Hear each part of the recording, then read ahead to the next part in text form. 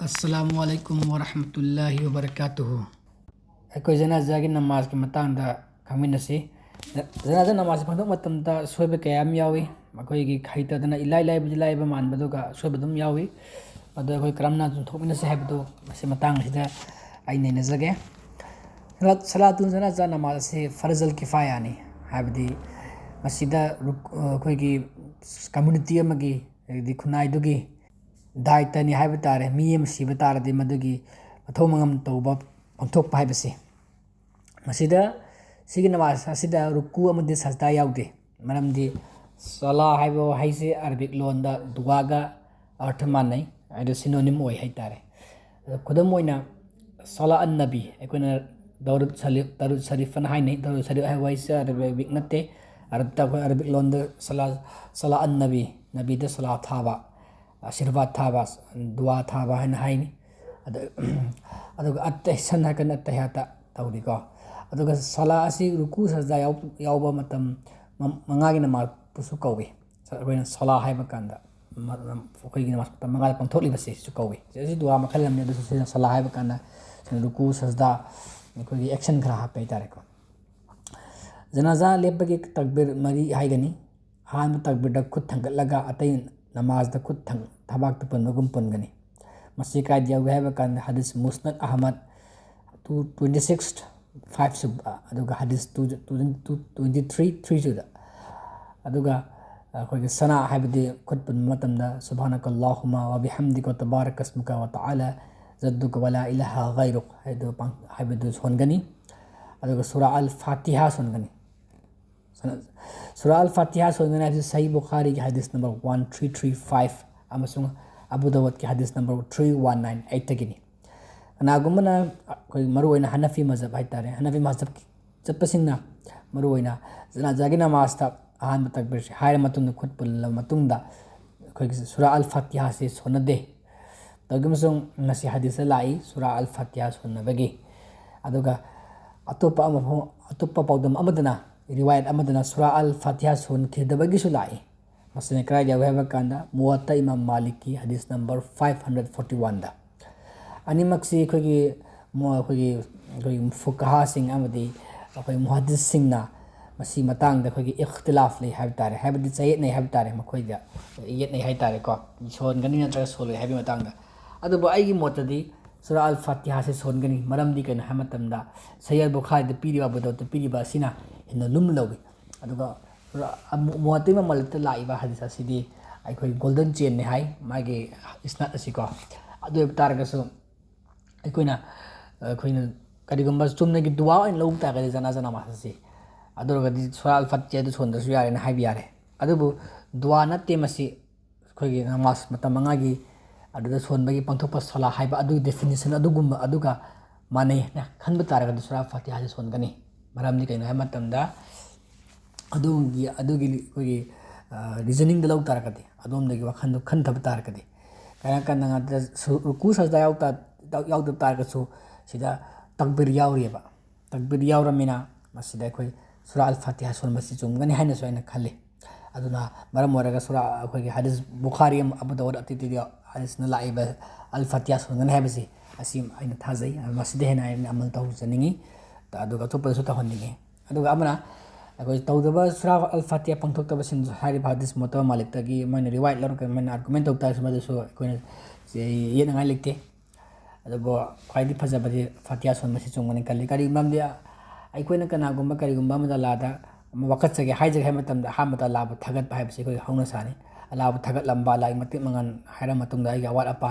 असि अना हरकदबनेबा अदुना सूरा अल फातिहा से सोनगनी हाइना अदुम लौवी अदु अनिसुबा तकबीरदा अहाम तकबीरदा खुद थंगतपगुम थंगतकनी अदुगा आगी सोगी दरुद हाइरिदु अखोइना सला अन नबी अखोइना दरुद सोनगनी सिम काय यवे कने सूरा अखोइ सही अल बुखारी की हदीस नंबर 3370 अदु हजिकी हारिबा अखोइगी नमाज रफायदिन हाइतारे अहानबा तकबीरदा अखोइगी खुद थंगतलकपदो अल्लाहु अकबर हार खुद थंगतलमदो अदु खुद पुनबदो अदुगा अनिसुबा तकबीरदसु अल्लाहु अकबर हारगा खुद पुन खुद थंगतदेबको अदु खुद थंगत अहाम तकबीर हार मतुंगदा अनिसुबा तकबीर अहुमसुबा तकबीर मरिसुबा तकबीर खुद थंगतबसे ꯑꯁꯤꯁꯨ ꯌꯥꯏ, ꯀꯔꯤꯁꯨ ꯑꯀꯥꯏꯕ ꯂꯩꯇꯦ꯫ ꯑꯗꯨꯕꯨ ꯍꯗꯤꯁꯀꯤ ꯃꯇꯨꯡ ꯏꯟꯅꯗꯤ, ꯔꯁꯨꯜꯒꯤ ꯁꯨꯟꯅꯠꯀꯤ ꯃꯇꯨꯡ ꯏꯟꯅꯗꯤ ꯈꯨꯠ ꯊꯥꯡꯒꯠꯄꯁꯤꯅ ꯈ꯭ꯋꯥꯏꯗꯒꯤ ꯆꯨꯝꯃꯤ꯫ ꯃꯔꯝꯗꯤ ꯀꯩꯅꯣ ꯍꯥꯏꯕ ꯃꯇꯝꯗ ꯑꯩꯈꯣꯏꯒꯤ ꯑꯇꯣꯞ ꯑꯇꯣꯞꯄ ꯍꯗꯤꯁꯁꯤꯡꯗ ꯑꯩꯈꯣꯏ ꯑꯗꯨꯝ ꯑꯗꯨꯝ ꯇꯧꯔꯒ ꯂꯥꯛꯏ, ꯑꯗꯨꯒ ꯊꯦꯡꯅꯔꯛꯏ ꯑꯗꯨꯝ ꯃꯐꯝ ꯈꯨꯗꯤꯡꯃꯛꯇ꯫ ꯁꯤ ꯔꯐꯥꯏꯗꯩꯟ ꯃꯇꯥꯡ ꯍꯥꯏꯇꯥꯔꯦ, ꯁꯤ ꯔꯐꯥꯏꯗꯩꯟ ꯍꯥꯏꯅ ꯈꯪꯅꯩ꯫ ꯑꯗꯣ ꯁꯝꯅ ꯍꯥꯏꯕ ꯃꯇꯝꯗ ꯑꯩꯈꯣꯏꯒꯤ ꯏꯗꯀꯤ ꯅꯃꯥꯖꯇ ꯑꯩꯈꯣꯏꯒꯤ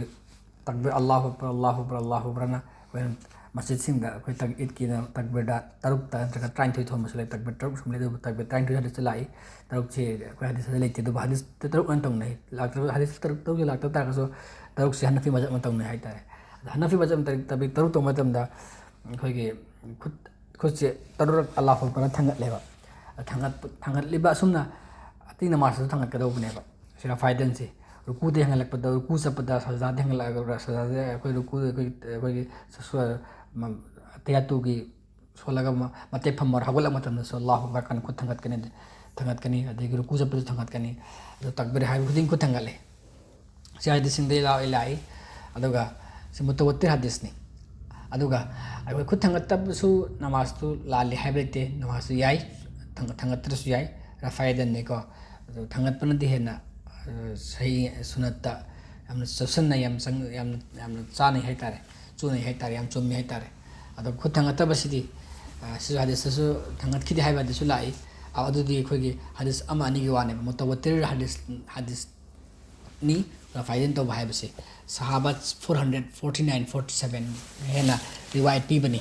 ꯑꯗꯨꯅ ꯃꯔꯝ ꯑꯣꯏꯔꯒ ꯃꯁꯤ ꯑꯩꯈꯣꯏꯒꯤ ꯈꯨꯠ ꯊꯥꯡꯒꯠꯄꯁꯤꯅ ꯈ꯭ꯋꯥꯏ ꯆꯨꯝꯃꯤ꯫ ꯑꯗꯨꯒ ꯑꯃꯅ ꯏꯗꯀꯤ ꯅꯃꯥꯖꯁꯤ ꯊꯥꯡꯒꯠꯂꯒ ꯑꯜꯂꯥꯍꯨ ꯑꯛꯕꯔ ꯍꯥꯏ ꯈꯨꯗꯤꯡ ꯊꯥꯡꯒꯠꯂꯒ ꯑꯇꯣꯞꯄ ꯅꯃꯥꯖꯅ ꯊꯥꯡꯒꯠꯇꯕ ꯍꯥꯏꯕꯁꯤꯁꯨ ꯔꯤꯖꯅꯦꯕꯜ ꯑꯣꯏꯗꯦ ꯍꯥꯏꯕ ꯇꯥꯔꯦ, ꯔꯤꯖꯟ ꯌꯦꯡꯕ ꯇꯥꯔꯒꯁꯨꯀꯣ꯫ ꯑꯗꯨꯅ ꯁꯂꯥꯇꯨꯜ ꯖꯅꯥꯖꯥꯒꯤ ꯅꯃꯥꯖꯇꯁꯨ, ꯍꯥꯏꯗꯤ ꯖꯅꯥꯖꯥꯒꯤ ꯅꯃꯥꯖꯇꯁꯨ ꯇꯛꯕꯤꯔ ꯍꯥꯏꯕ ꯈꯨꯗꯤꯡꯒꯤ ꯈꯨꯠ ꯊꯥꯡꯒꯠꯄ ꯍꯥꯏꯕꯁꯦ ꯑꯗꯨꯝ ꯆꯨꯝꯃꯤ꯫ ꯑꯗꯣ ꯑꯍꯨꯝꯁꯨꯕ ꯇꯛꯕꯤꯔꯗꯁꯨ ꯈꯨꯠ ꯊꯥꯡꯒꯠꯀꯅꯤ꯫ ꯑꯗꯨꯒ ꯑꯁꯤꯕꯗꯨꯒꯤꯗꯃꯛꯇ ꯑꯩꯈꯣꯏꯒꯤ ꯔꯁꯨꯜꯅ ꯇꯝꯕꯤꯔꯝꯕ, ꯇꯥꯛꯄꯤꯔꯝꯕ, ꯃꯥꯅ ꯊꯤꯊꯔꯝꯕ, ꯃꯥꯅ ꯅꯤꯕꯤꯔꯝꯕ ꯗꯨꯋꯥꯁꯤꯡ ꯑꯗꯨ ꯑꯩꯈꯣꯏꯅ ꯑꯃꯨꯛꯀ ꯄꯥꯕ ꯇꯥꯏ꯫ ꯑꯗꯣ ꯑꯍꯥꯟꯕꯗ ꯑꯩꯈꯣꯏꯅ ꯈꯪꯉꯤꯗꯤ ꯑꯍꯥꯟꯕ ꯇꯛꯕꯤꯔꯗ ꯑꯜꯍꯝꯗꯨ ꯁꯣꯜꯂꯦ, ꯑꯅꯤꯁꯨꯕ ꯇꯛꯕꯤꯔꯗ ꯀꯩ ꯇꯧꯔꯦ, ꯗꯔꯨꯗ ꯁꯣꯜꯂꯦ, ꯑꯍꯨꯝꯁꯨꯕ ꯇꯛꯕꯤꯔꯗ ꯁꯤꯔꯤꯕ ꯃꯤꯗꯨꯒꯤ ꯗꯨꯋꯥ ꯍꯥꯏꯗꯤ ꯅꯤꯕꯤꯒꯅꯦꯕ꯫ ꯃꯁꯤ ꯀꯩ ꯁꯍꯤ ꯃꯨꯁꯂꯤꯝꯒꯤ ꯍꯗꯤꯁ ꯅꯝꯕꯔ 663ꯗ ꯍꯥꯏꯇꯥꯔꯦꯀꯣ꯫ ꯑꯗꯣ ꯃꯁꯤꯗ ꯃꯥꯒꯤ ꯅꯤꯕꯤꯕꯒꯤ ꯃꯇꯥꯡ ꯗꯨꯋꯥꯗꯨ ꯂꯣꯏꯔꯤ꯫ ꯗꯨꯋꯥꯗꯨꯗꯤ ꯀꯔꯝꯍꯥꯏꯅꯅꯣ ꯍꯥꯏꯕ ꯃꯇꯝꯗ ꯑꯜꯂꯥꯍꯨꯝꯃ ꯒꯐꯤꯔ ꯂꯍꯨ ꯋꯥꯔꯍꯝꯍꯨ وعافيه واعفو عنه وأكرم نزوله ووسع مدخله واغسله بالماء والثلج والبرد ونقاه من الزتايا كما نقيت الثوب الأبيض من الدنس وأبدله دارا خيرا من داري وأهلا خيرا من أهل وزوجا خيرا من زوجي وأدخل جنة وعزه من عذاب القبر وعذاب النار. ꯗꯨꯋꯥ ꯑꯁꯤ ꯂꯣꯏꯔꯒ ꯃꯔꯤꯁꯨꯕ ꯇꯛꯕꯤꯔ ꯍꯥꯏꯒꯅꯤ꯫ ꯑꯗꯨ ꯉꯥꯏꯍꯥꯛ ꯂꯩꯔꯗꯨꯅ ꯇꯁꯂꯤꯝ ꯄꯤꯔꯒ ꯅꯃꯥꯖ ꯑꯁꯤ ꯂꯣꯏꯁꯤꯟꯒꯅꯤ꯫ ꯇꯁꯂꯤꯝ ꯄꯤꯕ ꯃꯇꯝꯗ ꯑꯃꯨꯛꯁꯨ ꯅꯩꯅꯁꯤ, ꯖꯅꯥꯖꯥ ꯅꯃꯥꯖꯀꯤ ꯇꯁꯂꯤꯝ ꯄꯤꯕ ꯍꯥꯏꯕꯗꯤ ꯑꯩꯈꯣꯏꯅ ꯁꯂꯥꯝ ꯄꯤꯂꯦꯕ ꯍꯥꯏꯅ ꯍꯥꯏꯅꯩ꯫ ꯇꯁꯂꯤꯝꯁꯤ ꯄꯤꯔꯒ ꯂꯣꯏꯁꯤꯟꯒꯅꯤ꯫ ꯇꯁꯂꯤꯝ ꯄꯤꯕ ꯃꯇꯝꯗ ꯑꯇꯩ ꯅꯃꯥꯖꯇ ꯇꯁꯂꯤꯝ ꯄꯤꯕꯒꯨꯝ ꯄꯤꯔꯣꯏ ꯃꯁꯤꯗꯗꯤ꯫ ꯃꯁꯤꯒꯤ ꯅꯃꯥꯖ ꯑꯁꯤ ꯑꯣꯏꯅꯗꯤ ꯌꯦꯠꯂꯣꯝꯗ ꯈꯛꯇꯪ ꯇꯁꯂꯤꯝ ꯄꯤꯒꯅꯤ, ꯑꯗꯨ ꯑꯣꯏꯔꯣꯝꯗꯗꯤ ꯄꯤꯔꯣꯏꯕ꯫ ꯃꯁꯤ ꯀꯥꯏꯗꯦꯕ ꯍꯥꯏꯔꯀꯥꯟꯗ ꯃꯨꯁꯅꯐ ꯑꯕꯗꯨꯜ ꯔꯖꯥꯛ ꯍꯗꯤꯁ 6428ꯗꯒꯤꯅꯤ, ꯁꯍꯤ ꯕꯨꯈꯥꯔꯤꯗꯁꯨ ꯌꯥꯎꯔꯤꯀꯣ꯫ ꯑꯗꯨꯒ ꯍꯗꯤꯁ 489 3ꯗꯁꯨ ꯌꯥꯎꯔꯤ꯫ ꯑꯗꯣ ꯃꯌꯦꯠ ꯑꯩꯈꯣꯏ ꯌꯦꯠ ꯑꯣꯏꯗ ꯑꯅꯤꯃꯛꯇ ꯇꯁꯂꯤꯝ ꯄꯤꯅꯤ ꯍꯥꯏꯇꯥꯔꯦ, ꯅꯃꯥꯖꯀꯤ ꯇꯥꯏꯞꯇ ꯀꯅꯥꯒꯨꯝꯕꯅꯗꯤ꯫ ꯑꯗꯨꯕꯨ ꯍꯗꯤꯁꯇꯒꯤ ꯌꯦꯡꯉꯒꯗꯤ ꯑꯁꯦꯡꯕꯗꯗꯤ ꯌꯦꯠꯇ ꯈꯛꯇꯪ ꯇꯁꯂꯤꯝ ꯄꯤꯒꯅꯤ꯫ ꯃꯌꯦꯠ ꯀꯕꯔꯗ ꯊꯥꯡꯊꯕ ꯃꯇꯝꯗ ꯀꯔꯤ ꯍꯥꯏꯒꯅꯤ? ꯑꯜꯂꯥꯍꯤ ꯔꯁꯨꯂꯤ ꯁꯨnnati ꯋꯜꯂꯥꯍꯤ ꯕꯤꯁꯃꯤ ꯍꯥꯏꯕꯀꯣ꯫ ꯑꯥꯔꯊꯗꯤ ꯀꯩꯅꯣ ꯍꯥꯏꯕ ꯀꯥꯟꯗ ꯑꯜꯂꯥꯍꯒꯤ ꯃꯤꯡꯗ ꯑꯃꯁꯨꯡ ꯑꯜꯂꯥꯍꯒꯤ ꯔꯁꯨꯜꯒꯤ ꯁꯨꯟꯅꯒ ꯂꯣꯏꯅꯅ ꯍꯥꯏꯕꯅꯤ꯫ ꯃꯁꯤ ꯍꯗꯤꯁ ꯑꯕꯨ ꯗꯥꯋꯨꯗ 314ꯗꯒꯤꯅꯤ꯫ ꯑꯗꯣ ꯐꯨꯝꯃꯕ ꯃꯇꯨꯡꯗ ꯑꯩꯈꯣꯏꯅ ꯑꯃꯨꯛ ꯀꯔꯤ ꯁꯣꯟꯒꯅꯤ? ꯁꯕꯇꯨꯜꯂꯥꯍꯨꯝꯃ ꯂꯍꯨ ꯂꯒꯐꯤꯔ ꯂꯍꯨꯝꯃ ꯍꯥꯏꯕꯒꯤ ꯑꯥꯔꯊꯗꯤ ꯑꯣ ꯑꯜꯂꯥꯍ ꯉꯥꯛꯄꯤꯌꯨ, ꯃꯥꯕꯨ ꯂꯤꯡꯖꯦꯜ ꯄꯤꯅꯗꯨꯅ ꯊꯧꯒꯠꯄꯤꯌꯨ ꯍꯥꯏꯕꯅꯦꯕ꯫ ꯃꯁꯤ ꯑꯕꯨ ꯗꯥꯋꯨꯗ ꯍꯗꯤꯁ 315 ꯑꯃꯁꯨꯡ ꯑꯜ ꯍꯥꯀꯤꯝ ꯍꯗꯤꯁ 1370 ꯁꯤꯒꯤ ꯀꯅꯥꯒꯨꯝꯕꯅ ꯀꯕꯔꯒꯤ ꯑꯩꯈꯣꯏꯒꯤ ꯖꯅꯥꯖꯒꯤ ꯅꯃꯥꯖꯁꯤ ꯖꯅꯥꯖ ꯅꯃꯥꯖ ꯂꯣꯏꯔ ꯃꯇꯨꯡꯗ ꯃꯩ ꯑꯁꯤ ꯊꯥꯡꯕ ꯃꯇꯝꯗ ꯂꯩꯇꯨꯝ ꯍꯥꯞꯄꯗ ꯃꯣꯏꯅ ꯑꯩꯈꯣꯏ ꯗꯨꯋꯥ ꯑꯃ ꯁꯣꯜꯂꯤ ꯀꯨꯔꯥꯟꯗꯒꯤ ꯃꯗꯨꯒꯤꯗꯨ ꯌꯥꯝ ꯇꯁꯦꯡꯅ ꯕꯤꯗꯑꯅꯤ ꯑꯃꯁꯨꯡ ꯇꯁꯦꯡꯅꯃꯛꯀꯤ ꯑꯔꯥꯟꯕꯅꯤ ꯃꯈꯣꯏꯅ ꯃꯗꯨꯗ ꯁꯣꯟꯅꯩ ꯀꯔꯤꯅ ꯃꯤꯟꯍꯥ ꯈꯂꯛꯅꯀꯨꯝ ꯋꯐꯤꯍꯥ ꯅꯨꯏꯗꯨꯀꯨꯝ ꯋꯃꯤꯟꯍꯥ ꯃꯁꯤ ꯑꯩꯈꯣꯏꯒꯤ ꯀꯨꯔꯥꯟꯒꯤ ꯁꯨꯔꯥꯠ ꯇꯍꯥꯒꯤ 85 ꯑꯃꯁꯨꯡ ꯁꯨꯔꯥ ꯑꯇꯩ ꯁꯨꯔꯥꯁꯨ ꯌꯥꯎꯔꯤ ꯀꯔꯤꯅ ꯑꯩꯈꯣꯏꯅ ꯁꯦꯝꯕꯤꯈꯤꯕꯅꯤ ꯅꯈꯣꯏꯕꯨ ꯑꯩꯈꯣꯏꯒꯤ ꯄ꯭ꯔꯤꯊꯤꯕꯤꯗꯒꯤ ꯑꯗꯨꯒ ꯅꯈꯣꯏ ꯑꯃꯨꯛ ꯍꯜꯂꯛꯀꯅꯤ ꯄ꯭ꯔꯤꯊꯤꯕꯤꯁꯤꯗꯒꯤ ꯁꯤ ꯍꯥꯏꯕꯅꯦꯕ ꯍꯧꯖꯤꯛꯀꯤ ꯀꯨꯔꯥꯟꯒꯤ ꯑꯥꯌꯥꯠ ꯑꯁꯤꯅ ꯄꯜꯂꯤꯕꯁꯦ ꯁꯤꯗ ꯍꯥꯏꯔꯤꯁꯦ ꯀꯩꯅꯣ ꯑꯜꯂꯥꯍꯅ ꯑꯩꯈꯣꯏꯕꯨ ꯁꯦꯝꯕꯤꯈꯤ ꯍꯥꯏꯕꯅꯦꯕ ꯑꯗ ꯑꯩꯈꯣꯏꯅ ꯂꯩꯇꯨꯝꯁꯤ ꯍꯥꯞꯄ ꯃꯇꯝꯗ ꯑꯁꯤꯕ ꯊꯥꯕ ꯃꯇꯝꯗ ꯑꯩꯅ ꯍꯥꯏꯔꯝꯃꯦꯕ ꯑꯩꯈꯣꯏꯅ ꯁꯦꯝꯕꯤꯈꯤ ꯅꯪꯕꯨꯅ ꯑꯁꯤꯕꯁꯤꯗ ꯑꯗ ꯑꯩꯅ ꯑꯁꯤꯕꯁꯤꯗ ꯑꯩ ꯁꯨꯃꯥꯏꯅ ꯍꯥꯏꯔꯒ ꯂꯩꯇꯨꯝꯁꯤ ꯊꯥꯕꯤꯕ ꯑꯩꯈꯣꯏꯅ ꯅꯪꯕꯨ ꯁꯦꯝꯕꯤꯈꯤꯕꯅꯤ ꯄ꯭ꯔꯤꯊꯤꯕꯤꯗꯒꯤ ꯑꯗꯨ ꯅꯪ ꯍꯧꯖꯤꯛ ꯑꯩꯈꯣꯏꯗ ꯍꯟꯖꯤꯟꯒꯅꯤꯅ ꯑꯃꯨꯛꯀ ꯍꯟꯖꯤꯟꯍꯟꯒꯅꯤꯅ ꯑꯃꯨꯛꯀ ꯑꯩꯅ ꯍꯥꯏꯕ ꯇꯥꯔꯒꯗꯤ ꯑꯩꯁꯦ ꯑꯜꯂꯥꯍ ꯇꯥꯔꯤꯕ꯭ꯔꯣꯕ ꯑꯩꯈꯣꯏꯁꯦ ꯑꯜꯂꯥꯍ ꯇꯥꯔꯤꯕ꯭ꯔꯣꯕ ꯑꯗꯨꯅ ꯄꯪꯇꯧ ꯇꯧꯕ ꯑꯩꯈꯣꯏꯒꯤ ꯐꯖꯩꯌꯦꯅ ꯏꯁꯥꯅ ꯈꯟꯒꯠꯂꯒ ꯄꯪꯇꯧ ꯇꯧꯕ ꯍꯥꯏꯕꯁꯦ ꯃꯁꯤ ꯒꯨꯝꯔꯥꯅꯤ ꯑꯜꯂꯥꯍ ꯑꯃꯁꯨꯡ ꯔꯁꯨꯜꯅ ꯇꯝꯕꯤꯗꯕ ꯑꯃꯁꯨꯡ ꯁꯍꯥꯕꯁꯤꯡꯅ ꯇꯧꯈꯤꯗꯕ ꯑꯁꯤꯒꯨꯝꯕ ꯑꯩꯈꯣꯏꯒꯤ ꯁꯜꯐ ꯁꯥꯂꯤꯍꯤꯟꯁꯤꯡꯅ ꯇꯧꯈꯤꯗꯕ ꯑꯁꯤꯒꯨꯝꯕ ꯏꯕꯥꯗꯠ ꯄꯨꯊꯣꯛꯑꯒ ꯑꯅꯧꯕ ꯑꯃ ꯄꯨꯊꯣꯛꯑꯒ ꯄꯪꯇꯧ ꯇꯧꯕ ꯍꯥꯏꯕꯁꯦ ꯃꯁꯤ ꯌꯥꯝ ꯃꯇꯥꯡ ꯆꯥꯗꯦ ꯀꯨꯔꯥꯟꯗ ꯇꯝꯕꯤꯔꯤꯕ ꯗꯨꯋꯥꯒꯤ ꯀꯩꯒꯤ ꯖꯤꯀꯔꯒꯤ ꯌꯥꯝ ꯌꯥꯎꯔꯤ ꯑꯗꯨ ꯑꯣꯏꯇꯥꯔꯒꯁꯨ ꯃꯇꯥꯡ ꯆꯥꯗꯕ ꯑꯩꯈꯣꯏ ꯁꯤꯖꯤꯟꯅꯐꯝ ꯃꯇꯥꯡ ꯆꯥꯅ ꯁꯤꯖꯤꯟꯅꯗꯕ ꯍꯥꯏꯕꯁꯦ ꯀꯨꯔꯥꯟꯒꯤ ꯑꯇꯣꯞꯄ ꯐꯥꯒꯤ ꯇꯧꯕ ꯑꯣꯏꯅ ꯇꯥꯒꯅꯤ ꯃꯗꯨꯅ ꯃꯁꯤ ꯇꯁꯦꯡꯅꯃꯛꯀꯤ ꯑꯔꯥꯟꯕꯅꯤ ꯃꯗꯨ ꯇꯧꯔꯣꯏꯗꯕꯅꯤ ꯑꯗꯨ ꯀꯕꯔ ꯖꯤꯌꯥꯔꯒꯤ ꯃꯇꯥꯡꯗ ꯑꯃꯨꯛꯀ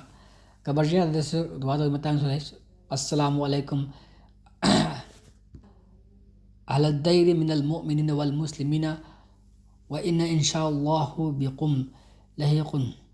wa yarhamullahu mustadimina minal wal mustakhirin nas'alu anullahi lana walakum afiya ꯑꯥꯔꯊꯗꯤ ꯀꯩꯅꯣ ꯍꯥꯏꯔꯀꯥꯟꯗ ꯃꯁꯤꯗ ꯂꯩꯇꯥꯗꯨꯅ ꯂꯩꯔꯤꯕ ꯃꯣꯃꯤꯟ ꯑꯃꯁꯨꯡ ꯃꯨꯁꯂꯤꯝꯁꯤꯡꯗ ꯁꯂꯥꯝ ꯇꯧꯖꯔꯤ ꯑꯗꯨꯒ ꯑꯩꯈꯣꯏꯁꯨ ꯏꯟꯁꯥ ꯑꯜꯂꯥꯍ ꯅꯣꯡꯃꯗꯤ ꯅꯈꯣꯏꯒꯤ ꯅꯔꯛꯇ ꯇꯤꯜꯂꯔꯒꯅꯤ ꯑꯜꯂꯥꯍꯅ ꯑꯩꯈꯣꯏꯗꯒꯤ ꯍꯜꯍꯟꯈ꯭ꯔꯕꯗ ꯑꯃꯁꯨꯡ ꯏꯂꯣꯏ ꯂꯣꯏꯕꯒꯤ ꯇꯨꯡꯗꯁꯨ ꯔꯍꯃꯠ ꯄꯤꯅꯕꯤꯁꯅꯨ ꯑꯩꯅ ꯑꯜꯂꯥꯍꯗꯒꯤ ꯑꯩꯈꯣꯏꯗ ꯑꯃꯁꯨꯡ ꯅꯉꯣꯟꯗꯁꯨ ꯄꯥꯡꯒꯜ ꯄꯤꯅꯕꯤꯅꯕ ꯅꯤꯖꯔꯤ ꯁꯨꯃꯥꯏꯅ ꯍꯥꯏꯕꯅꯤ ꯁꯍꯤ ꯃꯨꯁꯂꯤꯝꯗꯒꯤꯅꯤ ꯍꯗꯤꯁ 671 ꯑꯃꯁꯨꯡ ꯏꯕꯅꯦ ꯃꯖꯥ 494ꯗ ꯑꯗꯣ ꯀꯅꯥꯒꯨꯝꯕꯅ ꯀꯕꯔ ꯖꯤꯌꯥꯔꯠ ꯇꯧꯕ ꯀꯥꯟꯗ ꯑꯩꯈꯣꯏ ꯀꯨꯔꯥꯟ ꯁꯣꯟꯕꯒꯤ ꯇꯥꯛꯄꯤ ꯃꯁꯤ 100% ꯇꯁꯦꯡꯅꯃꯛ ꯑꯔꯥꯟꯕꯅꯤ ꯃꯁꯤ ꯀꯨꯔꯥꯟ ꯍꯥꯏꯕꯁꯤ ꯂꯝꯖꯤꯡꯒꯤ ꯊꯥꯕꯅꯤ ꯑꯁꯤꯕꯒꯤ ꯊꯥꯕ ꯅꯠꯇꯦ ꯍꯤꯡꯉꯤꯕꯁꯤꯡꯒꯤꯗꯃꯛꯇ ꯍꯤꯗꯥꯌꯠꯀꯤ ꯊꯥꯕꯅꯤ ꯂꯝꯖꯤꯡꯒꯤꯗꯃꯛꯇ ꯊꯥꯕꯅꯤ ꯃꯃꯥꯡꯒꯤ ꯅꯕꯤꯁꯤꯡꯅ ꯀꯔꯝꯅ ꯄꯨꯟꯁꯤ ꯂꯦꯟꯈꯤ ꯑꯜꯂꯥꯍꯒꯤ ꯔꯁꯨꯜꯅ ꯀꯔꯤ ꯇꯝꯕꯤ ꯁꯍꯥꯕꯁꯤꯡꯒꯤ ꯄꯨꯟꯁꯤꯗ ꯀꯔꯤ ꯃꯇꯥꯡ ꯂꯥꯛꯈꯤ ꯑꯗꯨꯒ ꯃꯔꯤ ꯂꯩꯅꯕꯗ ꯑꯗꯨꯒ ꯅꯕꯤꯁꯤꯡꯒꯤ ꯄꯥꯎꯇꯥꯛꯇ ꯍꯥꯏꯕ ꯏꯟꯈꯤꯗꯕꯁꯤꯡꯅ ꯀꯔꯤ ꯑꯋꯥꯕ ꯅꯪꯈꯤ ꯃꯗꯨꯗꯒꯤ ꯀꯔꯤ ꯑꯩꯈꯣꯏꯅ ꯄꯔꯥ ꯂꯧꯊꯔꯒ ꯄꯨꯟꯁꯤ ꯀꯔꯝ ꯂꯦꯟꯒꯅꯤ ꯍꯥꯏꯕꯗꯨ ꯇꯝꯕꯤꯅꯕꯒꯤ ꯊꯥꯔꯛꯄ ꯀꯨꯔꯥꯟꯅꯤ ꯃꯁꯤ ꯑꯁꯤꯕꯒꯤ ꯅꯠꯇꯦ ꯑꯁꯤꯕ ꯃꯤꯗ ꯃꯥꯒꯤ ꯄꯔꯤꯈ꯭ꯌꯥ ꯂꯣꯏꯈ꯭ꯔꯦ ꯀꯨꯔꯥꯟꯒꯤ ꯃꯇꯥꯡꯗ ꯃꯉꯣꯟꯗ ꯂꯩꯇ꯭ꯔꯤ ꯃꯥ ꯁꯋꯥꯜ ꯖꯋꯥꯕꯀꯤꯗꯃꯛꯇ ꯑꯜꯂꯥꯍꯃꯛ ꯂꯩꯈ꯭ꯔꯕꯅꯤ ꯑꯗꯣ ꯀꯨꯔꯥꯟꯁꯤ ꯑꯩꯈꯣꯏꯅ ꯁꯣꯟꯕ ꯃꯇꯝꯗ ꯑꯩꯈꯣꯏꯅ ꯑꯁꯤꯕꯒꯤ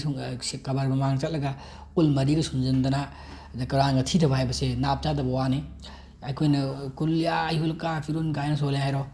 ꯍꯦ ꯀꯥꯐꯤꯔꯁꯤꯡꯅ ꯀꯨꯔꯥꯟꯗ ꯑꯩꯈꯣꯏꯒꯤ ꯑꯥꯔꯊꯗꯤ ꯍꯦ ꯀꯥꯐꯤꯔꯁꯤꯡꯅ ꯍꯥꯏꯕꯅꯤ ꯅꯪ ꯆꯠꯂꯤꯕ ꯙꯔꯃꯗ ꯑꯩꯅ ꯆꯠꯂꯦ ꯑꯩꯅ ꯆꯠꯂꯤꯕ ꯙꯔꯃꯁꯤ ꯅꯪ ꯆꯠꯂꯣꯏ ꯅꯪꯒꯤ ꯙꯔꯃ ꯑꯩꯒꯤ ꯙꯔꯃꯅ